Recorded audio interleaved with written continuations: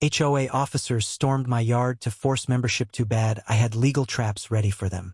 Have you ever wondered what you'd do if someone tried to bully you into joining a club you never signed up for right in your own backyard? That's exactly what happened to Maya Torres, a single mom who moved to the quiet suburb of Willow Creek, hoping for a fresh start. But what began as a dream of peaceful homeownership turned into a showdown when the local HOA came knocking, or rather, storming her property, demanding she bend to their rules. They didn't know Maya was ready with a plan that would flip their power trip upside down. Maya had bought her fixer-upper home at the edge of Willow Creek, a neighborhood where pristine lawns and uniform mailboxes were the law of the landlord, so the HOA believed. The house was a steal, a quaint two-story with a wild, overgrown yard that Maya saw as a canvas for her love of gardening. The catch? The seller, an elderly man named Mr. Jenkins, had warned her, "This place isn't part of the HOA, and they don't take kindly to that." Maya didn't think much of it at the time. She wasn't part of their community, so their rules didn't apply. Simple, right? Wrong. The Willow Creek HOA, led by the iron-fisted Karen Whitaker, had other plans. Karen, a self-appointed guardian of community standards, saw Maya's independent property as a blemish on her perfect neighborhood. From day one, the battle lines were drawn. It started subtly. A letter arrived, welcoming Maya to Willow Creek and inviting her to join the HOA for a modest fee of $500 a month. Maya tossed it in the trash. She hadn't signed any HOA agreement, and her deed confirmed her property was exempt, a holdover from when Mr. Jenkins had fought to keep his land free from the association decades ago. But Karen wasn't one to take no for an answer. Soon, Maya's mailbox was stuffed with notices about violations. Her wildflower garden was unkempt, her vintage bird bath was unapproved, and her son's basketball hoop was a visual nuisance. Maya ignored them, politely responding once to clarify her property status. That's when things escalated. One sunny Saturday, as Maya and her 10-year-old son, Leo, were planting marigolds, a group of HOA officers, Karen at the helm, flanked by 2 board members and a clipboard-wielding lackey, marched onto her property. No knock, no call, just boots on her grass. "Ms. Torres," Karen barked, "your refusal to join the HOA is lowering our property values. We're here to inspect your yard for compliance." Maya, stunned, stood up, dirt smudged on her cheek. "You're trespassing," she said, voice steady but sharp. Karen smirked. "This is a community matter. You'll comply, or we'll make things difficult." They started snapping photos of her garden, pointing at her birdbath like it was a crime scene. Leo clung to his mom, wide-eyed, as Karen's crew muttered about fines and liens. Maya felt her blood boil. This wasn't just about her yard. It was about control. But Maya wasn't defenseless. She'd done her homework.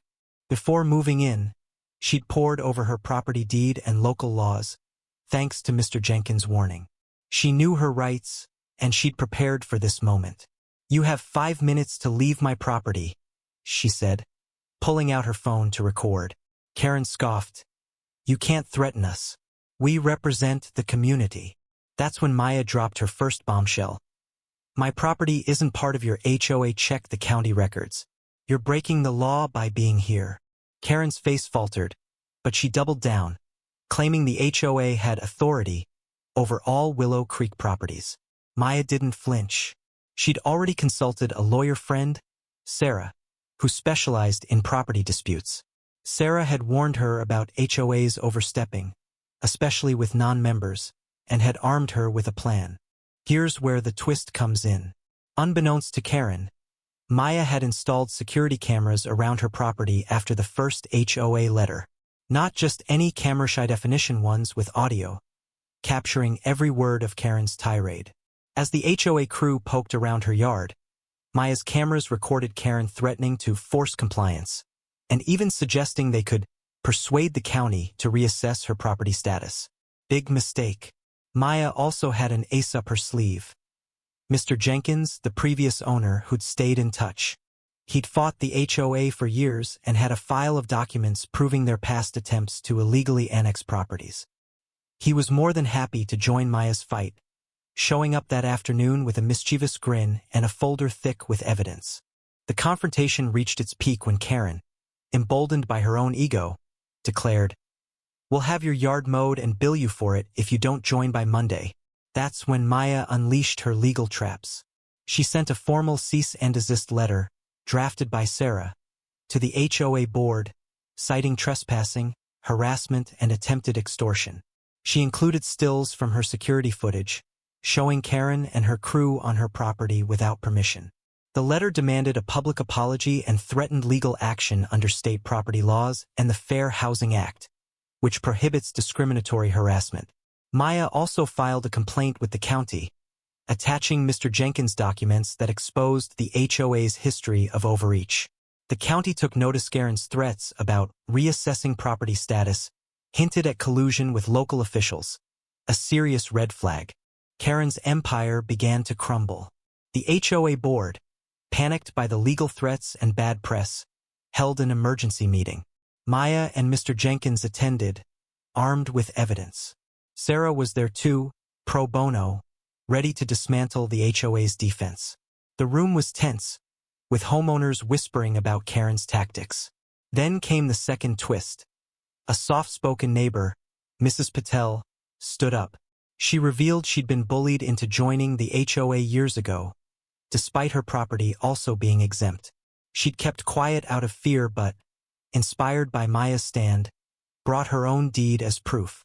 The crowd gasped. Karen's pattern of coercion was unraveling.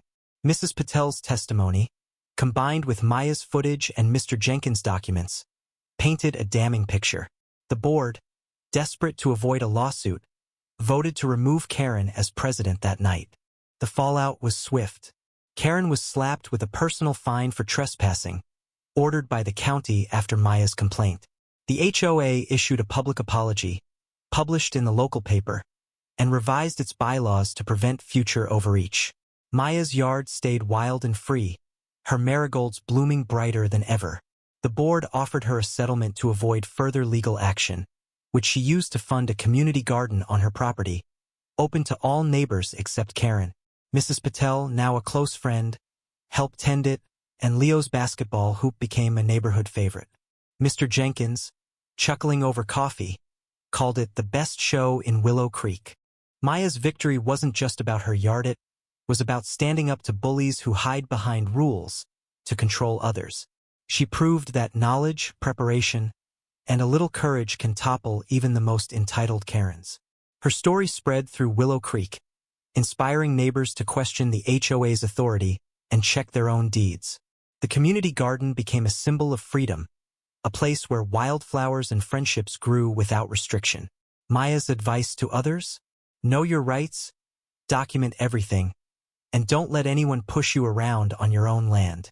What do you think? Did Maya handle this the right way? Or should she have tried to compromise with the HOA? Share your thoughts on standing up to overzealous HOAs and whether you'd fight back like Maya did.